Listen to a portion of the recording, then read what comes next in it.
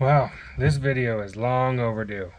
The last video, I think I was quote unquote unboxing this thing, and by this thing I mean my 57 150.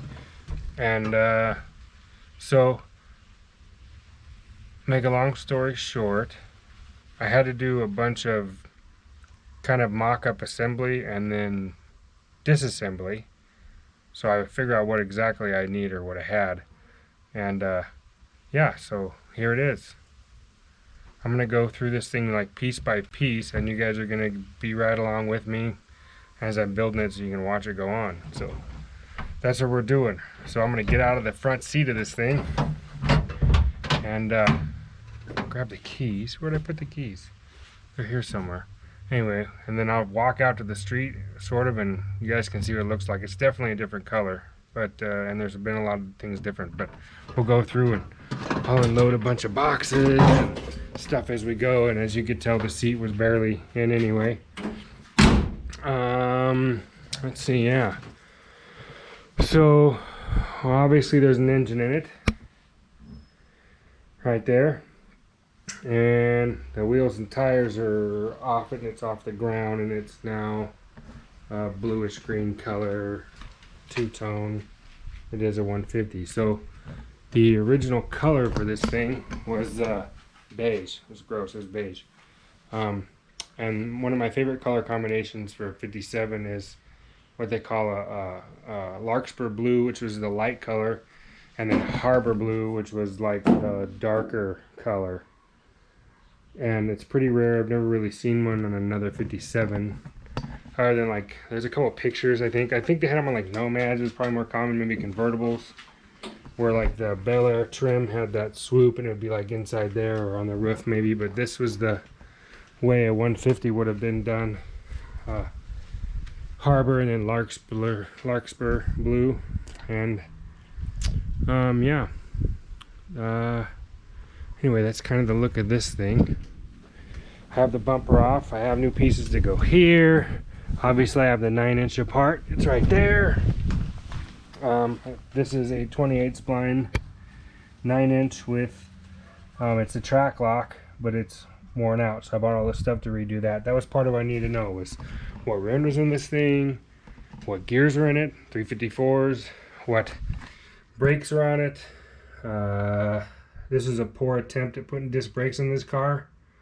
Long story short, it was, I think they're 80 something Monte Carlo rotors, and the brackets are like for a rear disc brake off this type of a thing. They're like a standard geometric with these brackets that don't go anywhere near the car. So I've got those things coming actually. That dash is going to get, let me turn the light on up here.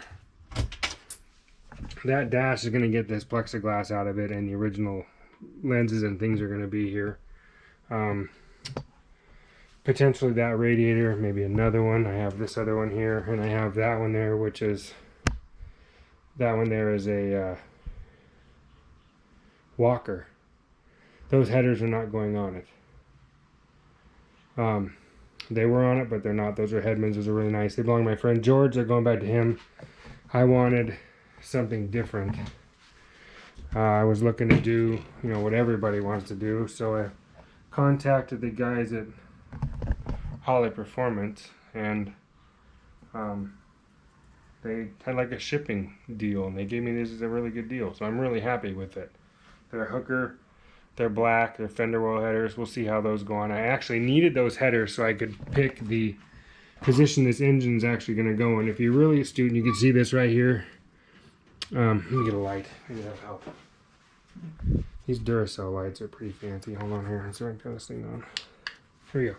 So that mount right there, if you can see the alignment with the motor, it puts the motor back about 1.5 inches, 1 3/4 inches, and down a ton. So much so that the engine sits on the steering arm.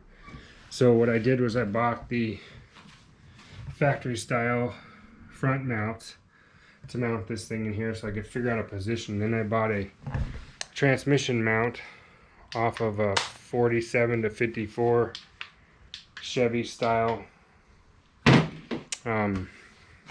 pickup, because they both equaled the same size as what would have been on this thing if you can buy the same kit. They're the exact same kit. One was like $140, the other one was like $300. Same exact kit, bolts and everything else is slammed right in here.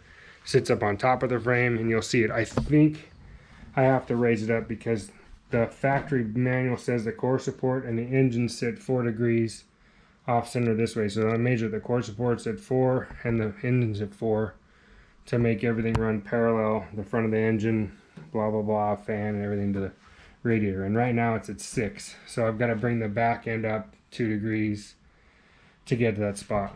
And so I mocked that in there. It does have a 4-speed. I had to put new clutch pedals in it because they had this giant abortion thing of a clutch pedal. These are 65. They're not really Impala. They're out of this guy Sean I met on the Big Island. He had these in a 65 Nova SS, and so I made a deal with him for those, and this car didn't have any interior, and that's how I got it, and so that's it. And then I've got some patch pieces to fix this dash where they butchered it, so I'll fix all that up, and that's a finished tack that I bought. And there's holes in the floor. You've seen before. They're gonna get fixed. There's the new bent hoop for this that I gotta cut off down here somewhere and install all that, so that's gonna be fun. So here it is. We know what we've got, we know what we need, and it's time to put this thing together. So what I'm going to do is not do any of the fast forwarding motion stuff, namely because I don't know how to do it, and the other way is that my editing software that I use to edit videos makes it to where you can't edit any videos. They just crash within about 5 minutes of trying to edit it. So an hour long, or a video that would take me like an hour normally to put up, maybe only like 10 minutes long, ends up being like a 5-hour process. So I'm just not going to edit. I'm just going to do it, and you guys will watch it in real time and real speed, and it's probably going to be a really long, boring process. But, you know, if you're like me and you like watching that kind of stuff, you know, I know my 2 or 3 friends that are actually watching this would be right here with me doing it. And, you know, it would take us that long or longer because we would just be messing around. And so that's kind of what we're going to do. So first things first are going to be, those headers are coming out of this box, and then they're going to go on this motor and figure out clearances here for fender wells. And I think that's what we're going to do. Somewhere around here is my keychain